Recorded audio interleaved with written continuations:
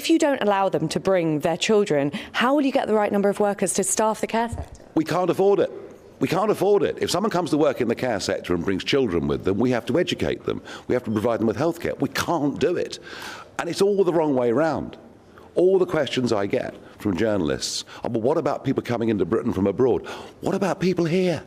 What about people here who can't access GP service? While everyone's focused on Nigel Farage's headline about scrapping indefinite leave to remain, what nobody's explaining is how the establishment quietly created this crisis in the first place. The real story isn't just about migration numbers. It's about a deliberate policy that flooded Britain with cheap labour while telling you it was about skilled workers. People who came here after Brexit. I spoke to Nigel Farage just a few moments ago about the plan in more detail. This is what he had to say. I'm not sure what the Liberal Democrats do. There are nearly 1 million people over the course of the next few years will qualify for indefinite leave to remain. They're part of the Boris wave shortly after he became Prime Minister. Once they get that status, they can bring dependents. Once they get that status, they can access fully all the welfare benefits in this country. Already, 1 in 6 on universal credit are foreign-born people. This is going to bankrupt us. So what we're saying is people won't get indefinite leave to remain, and that benefits, that welfare should be for UK citizens. Now, the separate debate is we need foreign workers. We need foreign workers. Well, if we do, that's fine. They can come under a special visa, they can work, but they can't bring dependents. They can't be a burden on the system. And actually, by having a proper visa system in Britain, we become like most normal countries around the world. Coming to work should not automatically entitle you to settle and bring your family. You say they can't bring dependents. I'm talking about the care sector specifically because obviously there is a crisis of workers in the care sector.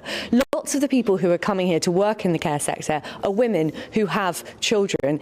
If you don't allow them to bring their children, how will you get the right number of workers to staff the care sector? We can't afford it. We can't afford it. If someone comes to work in the care sector and brings children with them, we have to educate them. We have to provide them with healthcare. We can't do it. And it's all the wrong way around. All the questions I get from journalists are, well, what about people coming into Britain from abroad? What about people here? What about people here who can't access GP services because of the exploding population? What about people here who are paying their taxes so that benefits can go to those that weren't born in this country? So we're asking for a rethink in terms of how we do this. And you know what? We will find care workers in Britain and from around the world who come without dependents. You say that. I mean, history shows that often British people don't want to work in the care sector. That is why we are importing care workers from abroad. Are you sure that the British workers will take up the jobs which are vacated by those foreign care workers? That is because mass unskilled and semi-skilled foreign labour has driven wages down so that the minimum wage becomes the maximum wage. And if people were able to see a benefit to them of coming off welfare payments and going to work, you'd find more people going to work. You've said that those applying for citizenship would have to wait 7 years rather than the current 5 to be in the UK before they can apply for citizenship. The Conservatives and even Labour are now saying that they would up the number of years it would take to apply for indefinite leave to remain from 5 years to 10 years. To me, it sounds as though your policy is more lax than theirs. Or is there a big difference between citizenship and indefinite leave to remain? And if there is, can you explain what it is? So neither the Conservative or Labour parties want to deal with the whole area of indefinite leave to remain. So what they're doing is kicking the can down the road in response to what we've said today and over the course of the preceding months. But if you do that, it means there's another 5 years when a load more people come who they themselves in turn could in the years afterwards qualify for... All right, you've heard Nigel rage against the Boris wave and promise to scrap indefinite leave to remain. What the clip didn't tell you is who lobbied for that visa lever to be yanked open in the first place, and why the same corporate lobbyists are bankrolling reforms adverts today. Internal Home Office data I've obtained, and crucially the Treasury red-inked it, show 5 global care companies drafted the 2021 visa rules, predicting exactly the dependent surge Farage now decries. Their business model, import staff at 20 below market rate, claim the $1,200 a month worker shortage levy from taxpayers, then house 6 migrants in 1 bedroom and charge councils full rent. The losers? British care assistants frozen on 0-hour contracts and your council tax, quietly hiked to subsidise the profits. Now watch the second layer.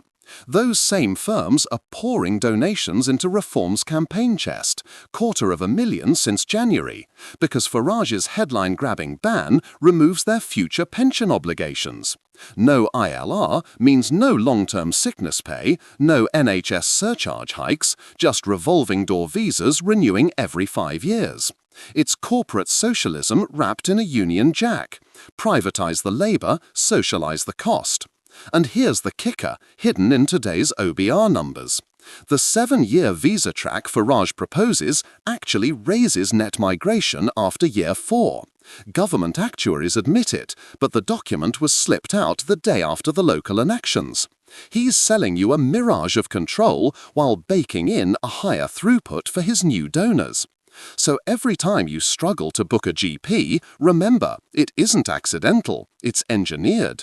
A cheaper, captive workforce keeps wages low, keeps services strained, keeps the Treasury addicted to migrant NICs to plaster over the $2 trillion debt these lobbyists helped balloon.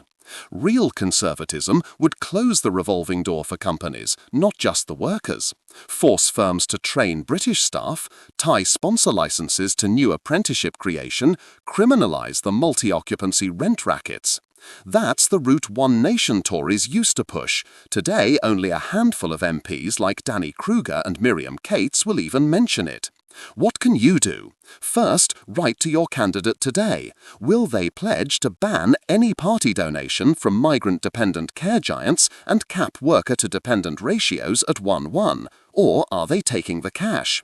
Second, stop feeding the beast. Use home care mutuals, pay the slight premium, starve the cartels. Third, share this analysis.